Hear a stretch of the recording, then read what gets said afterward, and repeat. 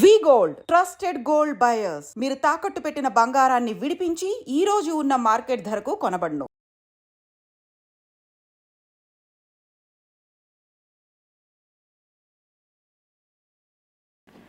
నమస్కారం, welcome to I dream.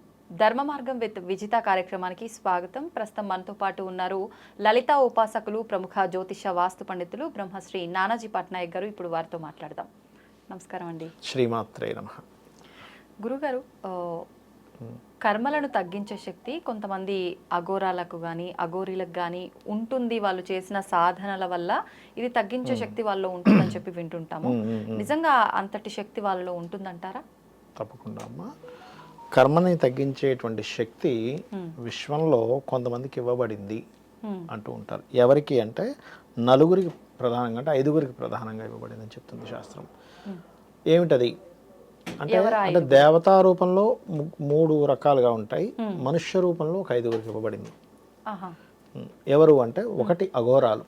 అంటే వాళ్ళు జాలిపడి వీళ్ళ మంచితనాన్ని గుర్తించి జాలిపడి వాళ్ళ కర్మను ఏమైనా తీయగలరు. అందరగోలతో కాదు. మళ్ళీ కర్మలను తగ్గించాలంటే చాలా సాధన చేసి ఉండాలి. అంటే మీ కర్మలు మొత్తం తొలగించగలగాలి.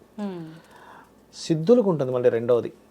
సిద్ధులు ఒక పూర్ణత్వాన్ని పొందినటువంటి గురువుకు ఉంటుంది. ఎంతమంది అయ్యారు ఇప్పటికి? మనకి ముగ్గురు అయ్యారు. రెండోది తల్లిదండ్రులకు ఉంటుంది. నిజంగా, ఎందుకంటే చెప్తాను చూడండి. ఇప్పుడు మనకి గణపతి స్కందుడిది ఒక వృత్తాంతం ఉంటుంది. ఎవరైతే మొత్తం అన్ని నదుల్లో స్నానం చేసేస్తారో వాళ్ళకి ఆధిపత్యం వస్తుందని. అప్పుడు కుమారస్వామి వెళ్ళిపోతాడు, ఈయన వీళ్ళ చుట్టూ తిరుగుతాడు. అంటే అర్థం ఏంటి? సకల తీర్థాలని సేవించినటువంటి ఫలితం తల్లిదండ్రులకు సేవ చేసుకుంటే వస్తుంది అంటారు. అంటే అంత ఫలితం ఇచ్చేవాళ్ళు వాళ్ళు కర్మను తొలగించగలరా లేదా? అంటే అందుకే మనం నార్త్ సైడ్ అది మదర్ అండ్ ఫాదర్ బ్లెస్సింగ్స్ తీసుకుంటారు. అక్కడ కార్తికేయ స్వామి తెలియక కాదు, మనకి నేర్పించడానికి ఆయన వెళ్ళిపోయాడు. ఆయనకి తెలియక తల్లిదండ్రుల చుట్టూ తిరగాలని ఆయనకి తెలుసు. మనకొక విషయం తెలియజేయడానికి ఆ పార్వతీదేవి, పరమేశ్వరుడు, గణపతి, ఆ యొక్క కుమారస్వామి మనకి తెలియజేయడం కోసం చేశారు ఆ పని. అంటే దీన్ని బట్టి పురాణాల్లో ఉన్నాయన్నీ కూడా మనకు తెలియజేయడం కోసం, మనకి తెలియజేయడం కోసమే. ఓకే, మనకి అవేమీ వాళ్ళకి తెలియకో, వాళ్ళు ఏదో అమాయకులు అయ్యుండో, వాళ్ళు ఏదో రాగద్వేషాలకు గురైపోయో కానే కాదు. వాళ్ళు చేసేవన్నీ లీలలు అంటారు. మనం చేసేవన్నీ కర్మలు అయితే వాళ్ళు చేసేవన్నీ లీలలు. సిద్ధులు కూడా ఏంటంటే నిత్యము సాధన చేసి వాళ్ళ దగ్గర సాధన చేసినటువంటి ఐదు ఉంటుంది కదా, వీళ్ళకి మనం వీళ్ళని కర్మ తొలగించవచ్చు అని అనిపిస్తేనే, మీరు ఎన్ని కోట్లు ఇవ్వండి వాళ్ళు చేయరు. మళ్ళీ ఈ అఘోరాలు కానివ్వండి, సిద్ధ పురుషులు కానివ్వండి, వాళ్ళకి డబ్బుతో సంబంధం లేదు. అవి తుచ్చమైనటువంటి ధనంగా చూస్తారు వాళ్ళని. చూసి ఒకవేళ సరే ఇతను ఇంత ఇబ్బంది పడుతున్నాడు కదా, ఇతని కర్మలన్నీ తొలగించాలని కూడా తొలగించగలుగుతారు. మీకు ఎందుకు, రమణ మహర్షి గారు తెలుసు కదా, మనకి మన అరుణాచల గిరిప్రదక్షిణలో ఆయన ఆశ్రమం కూడా ఉంటుంది. వాళ్ళ తల్లిగారు మరణించే సమయంలో ఇంకొన్ని గంటల్లో మరణిస్తారనగా ఆవిడ్ని తీసుకొని ఒళ్ళో పెట్టుకొని ఇంకొన్ని జన్మలు ఎత్తాల్సినటువంటిది, ఇంకొక 200 జన్మలో 100 జన్మలు ఉంటాయి ఆవిడికి, ఎత్తాల్సిన కర్మలన్నింటినీ కూడా తొలగించేస్తాడు, మోక్షానికి వెళ్ళేలా చేస్తాడు. అంటే ఏమిటి? నెక్స్ట్ రాబోయేటువంటి జన్మలనే తొలగించేటువంటి శక్తి ఉన్నప్పుడు మరి వీళ్ళకి ఎందుకు ఉండదు? కాకపోతే అంత ఈజీగా వాడరు. ఇప్పుడు ధర్మం అనేటువంటిది ఒకటి ఉంటుంది కదా, ధర్మం ఉన్నప్పుడు ఆ ధర్మ సంబంధంగా నడుస్తూ ఉండాలి చక్రాన్ని. మీరు ఇప్పుడు తీసేస్తానంటే ఎట్లా? ఇప్పుడు చిన్న ఎగ్జాంపుల్ చెప్తాను చూడండి. ఎందుకు తీయరు అంటే, ఇప్పుడు ఈ వ్యక్తి ఈ కర్మను అనుభవిస్తూ ఇక్కడ జన్మనెత్తాడు, ఈ జన్మ అయిపోయింది, ఇంకో దగ్గర జన్మ ఎత్తాలి. ఎత్తకపోతే ఎలా? ఇప్పుడు ఎవరో పిల్లల కోసం చూస్తుంటారు, వాడి దగ్గరికి వెళ్ళాలంటే ఎలా? అంతే కదా, వాడి పరిస్థితి ఏమిటి?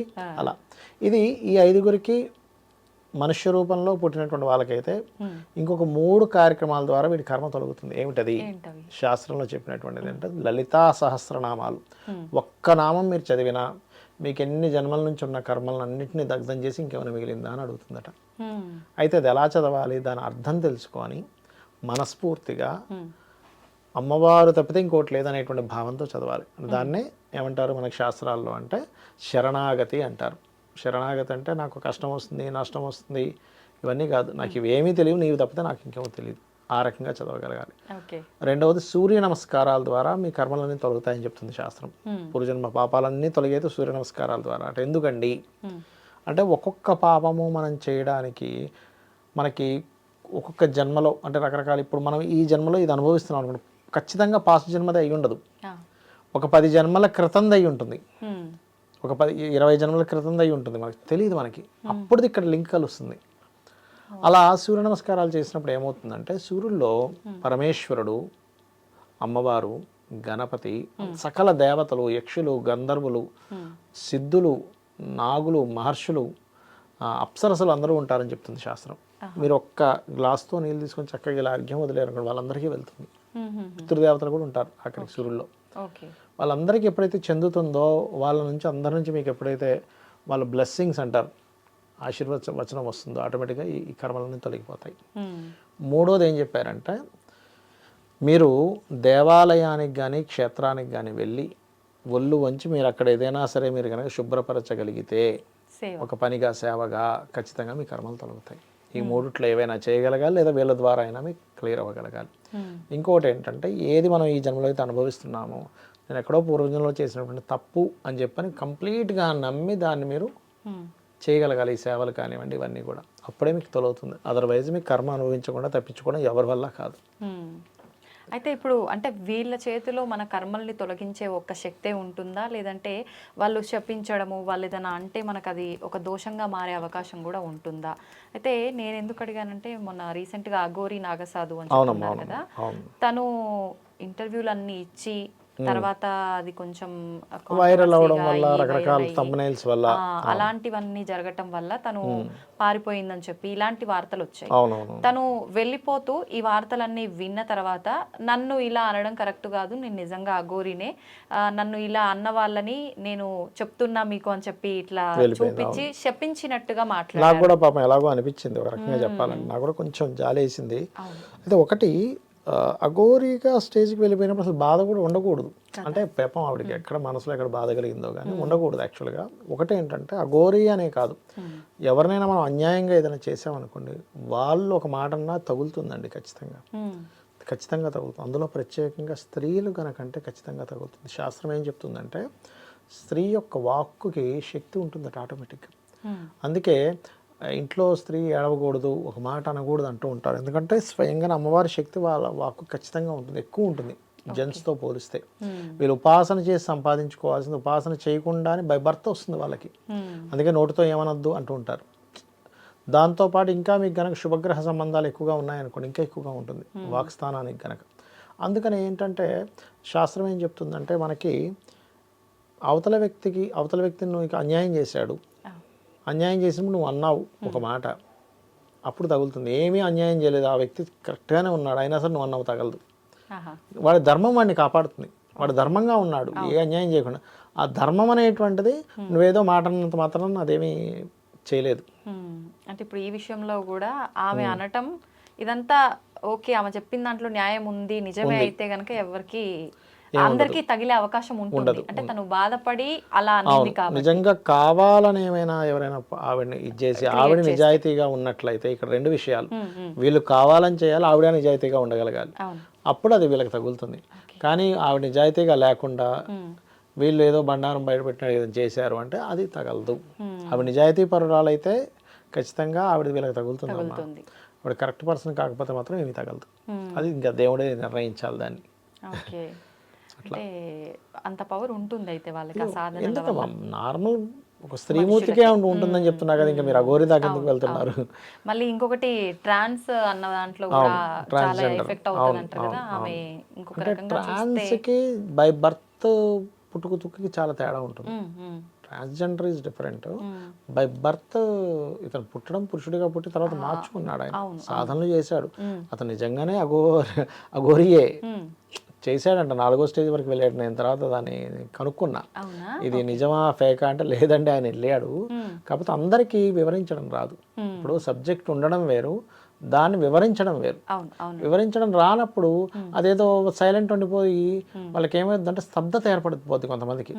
ఏమిటి ఏమడుగుతున్నారు, ఎక్కడో ఇదైపోతున్నారు అనేటువంటి ఒక భావన కలిగిపోయి ఒక్కోసారి కొన్ని విషయాలు బయట పెట్టలేరు. వాళ్ళకి తెలిసి ఉంటుంది కానీ బయటకు చెప్పలేరు.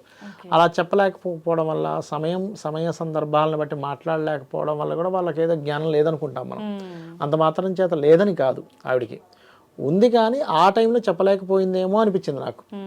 కొన్ని విషయాలు మీద కాన్సన్ట్రేషన్ చేయరు కొంతమంది. ఇప్పుడు ఒక ఒక పెద్ద ఇంజనీరింగ్ తీసుకోవచ్చు, 7వ తరగతిలో ఉండే ఒక ఫార్ములా అడిగిన సడన్ గుర్తు రాకపోవచ్చు. అదే నువ్వు ఇలా ఇంజనీరింగ్ చదివామంటే అదేంటో నేను ఎప్పుడో 7వ తరగతి చదివాను, ఇప్పుడు నన్ను అడిగితే ఎట్లా అంటే అంతే కదా. ఇప్పుడు మిమ్మల్ని కూడా మీరు చదువుకున్నారు, ఏ దానిలో తీసుకొచ్చి చెప్పండి పోయం చెప్పండి అంటే ఏం చెప్తాం? ఇప్పటికిప్పుడు ఆ పోయం అంటే పోయం మనకు గుర్తు. ఎప్పుడో చిన్నప్పుడు ఎవడో ఎటకారంగా అన్నదో మొత్తం మీద ఆవిడ అన్నది, దాన్ని పట్టుకున్నారు. అట్లా రకరకాలుగా అది స్ప్రెడ్ అయింది పాపం ఆవిడ విషయంలో. ఓకే ఓకే, అంటే తను నిజంగా అఘోరి. నిజంగా అఘోరియే. కాకపోతే ఏంటంటే అంటే 4th స్టేజ్ వరకు వెళ్ళింది కూడా నిజంగానే. కాకపోతే కొంతమందికి కొన్ని వివరించడం రాదు, కొంతమంది సబ్జెక్ట్ లేకపోయినా వివరించగలుగుతారు అప్పటికప్పుడు స్పాంటేనియస్గా. అతనే ఆవిడగా మారినటువంటిది. స్పాంటేనియస్ లేదు అని నాకు అర్థమైంది విషయం ఆ రోజు. అది అఘోరికి ఉండాలని రూల్ లేదు. కానీ అఘోరీలు అంటే ఇట్లా జనసంచారంలోకి చాలా తక్కువగా వస్తారు అని చెప్పి వింటూ ఉంటాము. అసలు మరీ వివస్త్రంగా రాకుండా ఏకవస్త్రంగా వస్తారని చెప్పి వింటూ ఉంటాము వచ్చే సందర్భాలు. కానీ ఆవిడ వాటన్నిటికీ విరుద్ధంగా రావడము, అవన్నీ కొంచెం ఎక్స్ట్రా అయిపోయాయి. అన్ని పురులు అన్ని కార్లో పెట్టుకురావడము, కొంచెం అంటే అదేదో కావాలని అట్రాక్ట్ చేస్తున్నట్టుగా చూపించుకోవడానికి వచ్చిందేమో అనేటువంటి భావన కలిగింపజేసేలా జరిగింది అక్కడ. అది మెయిన్ ఎఫెక్ట్ వచ్చింది. అఘోరాలు మాంసం నిజంగా తింటారండి? అంటే ఎందుకు తింటారు అనే దాని మీద కొన్ని కారణాలు ఉంటాయమ్మా. ఎట్లా అంటే ఇప్పుడు కపాలను కూడా తింటారు కదా, కపాలం రావడానికి కూడా ఇన్ని లక్షల సంఖ్య జపం చేస్తాం కానీ కపాలం చేతికి రాదు. ఎవరు పడితే వాళ్ళు పోయి స్టార్టింగ్ డేనా అఘోరాన్ని అని చెప్పి కపాలంలో తినరు. దానికి ఇన్ని లక్షల సంఖ్య అనేటువంటిది ఉంటుంది. వాళ్ళకి ముందుగానే కర్రసాము, కత్తిసాము, ఒక అఘోర ఒక 20 మందిని ఈజీ కొట్టేయగలుగుతాడు. 20-30 మంది 100 మందినైనా కొట్టేయగలరు, అంత శక్తి ఉంటుంది అఘోరాకి. అంటే కర్ర, కత్తి, కుస్తీ పోటీలు అన్నీ నేర్చుకొని ఉంటారు వాళ్ళు. నేర్చుకొని ఉండి ఆ రకంగా ఇదవుతారు. అంటే నేను విన్నది ఏంటంటే ఆదిశంకరాచార్యులు వారి సమయం నుంచి వచ్చినటువంటి ఇది అంటారు అఘోరాది, అంటే అక్కడ నుంచి స్టార్ట్ అయినటువంటిది అంటూ ఉంటారు. ఓకే, అయితే తను అంటే లోక కళ్యాణం కోసం వచ్చానని చెప్పి అనడము, అంటే లోక కళ్యాణం అంటే ఏంటి అని అంటే కొంతమందికి అంటే ఎప్పుడుకి నయం అవ్వని రోగాలను కూడా నయం చేయడం జరిగింది అని చెప్పడం. నిజంగా అలా నయం అవ్వని రోగాలను కూడా నయం చేసే శక్తి ఇందాక నేను చెప్పాను కదమ్మా, అఘోరీలు కావచ్చు, ఆ కర్మ వల్లే వస్తుంది. రోగం అనేటువంటిది ఏంటంటే పూర్వజన్మ కృతం పాపం వ్యాధి రూపేణ పీడితం అంటారు. అంటే పూర్వజన్మలో చేసిన పాపం వ్యాధి రూపంలోనే వస్తుంది, ఇంకో రూపంలో రాదు, ఎట్టి పరిస్థితుల్లో రాదు. ఎందుకంటే దాని నుంచి మనిషి తప్పించుకోలేడు. ఏదైనా తప్పించుకోవాలి, రోగం నుంచి తప్పించుకోలేడు. మీరు గమనించండి, వాడితో ఉంటుంది అది. అదేదో సర్పం నుంచైనా తప్పించుకోగలుగుతాడు. సో ఏంటంటే అమ్మ, ఈ తీసేటువంటి కర్మను తీసేటువంటిది మాత్రం వెళ్ళకుంటుంది. ఎవరైతే తల్లిదండ్రులకు సేవ చేసుకుంటారో, తల్లిదండ్రులని ఇప్పుడు చాలామందికి కొంతమంది జాతకాల్లో పితృదోషము, మాతృదోషము అంటారు. అంటే తల్లితో కూడా శత్రుత్వం ఉంటుంది, కొంతమందికి తండ్రితో కూడా శత్రుత్వం ఉంటుంది. అప్పుడు అలాంటి వాళ్ళకి నేను ఒకటే చెప్తాను, ఏమంటే మీరు పూర్వజన్మల్లో చేసినటువంటి కర్మ వల్ల వస్తుంది అది, మీరు దాన్ని వదిలేసేయండి. ఎందుకంటే మీరు మళ్ళీ ఇప్పుడు ఈ శత్రుత్వం మళ్ళీ పెట్టుకున్నారనుకోండి, అది కొన్ని జన్మలకు వెళ్తూనే ఉంటుంది. కాబట్టి వదిలేసేయండి అంట నేను. వదిలేసి సరే అవునా ఓకే అన్నట్టుగా అట్లా ఉండండి అని చెప్తాను. కానీ అది ఆగదమ్మా. కర్మ ఏంటంటే గొడవ చేయిస్తుంటుంది. అది మనకేమో ఏంటి వీళ్ళు తల్లితో పోట్లాడుతున్నారు, తండ్రితో పోట్లాడుతున్నారు, బుద్ధి లేదా అనిపిస్తూ ఉంటుంది చూసే వాళ్ళకి. కానీ వాళ్ళ జన్మజాతకంలో ఉండేటువంటి కర్మ వాళ్ళని అలా ప్రేరేపిస్తుంటుంది. చాలా ఘోరంగా శత్రువులాగా అయ్యో కోర్టు కేసెస్ పెట్టుకున్న వాళ్ళని చూశాను. ఒక తల్లి కొడుకు మీద కోర్టు కేసెస్ పెట్టింది, కొడుకు తల్లి మీద కోర్టు కేసెస్ వేసాడు. వాళ్ళిద్దరు కోర్టు చుట్టూ తిరగడం, తిట్టుకోవడం, అక్కడికి వచ్చి దుమ్ము పోసుకోవడం కూడా చూశాను నేను. మనకెంత అంటే ఏంటి, పూర్వజన్మల్లో తల్లికి చేసినటువంటి పాపకర్మ మాతృశాపంగా వస్తుంది. అది చంద్రుడు పాడైపోతాడు వాళ్ళకి. చంద్రుడు పాడవడము, చంద్రుడు సింగల్గా ఉండడము, పాపగ్రహ మధ్యన ఉండడం, ఇవి జరుగుతూ ఉంటాయి. అంటే మనం చేసే కర్మలని తప్పించుకునే శక్తి మనం చేసే పుణ్యకార్యాల వల్ల ఉండడమే కాకుండా వీళ్ళ చేతుల్లో కూడా ఉంటుంది. ఇంకోటి ఏంటంటే మనకి అఘోరాలు కానివ్వండి, సిద్ధులు కానివ్వండి, సిద్ధ పురుషులు కానివ్వండి, వీళ్ళందరూ మనం ఎంతో సేవ చేస్తున్న వాళ్ళ కరుణ కలిగితేనే మనకి ఇవ్వగలుగుతారు. కానీ తల్లిదండ్రులు ఎప్పుడూ నిరంతరం వాళ్ళ కరుణే ఉంటుంది వాళ్ళ దగ్గర. వీడు బాగుండాలి, ఏ తల్లైనా చూడండి రాగానే వీడు తిన్నాడా లేదా, చిక్కిపోయామంటాం మనం. కొంచెం బయటికి వెళ్ళి వస్తుంది, నువ్వు చిక్కిపోయావేంట్రా అంటుంది తల్లి. కాబట్టి ఏంటంటే వాళ్ళకి నిరంతరం ఒక భగవంతుని స్వరూపం ఏం చెప్తాను అయితే తల్లిదండ్రుల విషయంలో. ధన్యవాదాలండి. శ్రీమాత్రే నమః.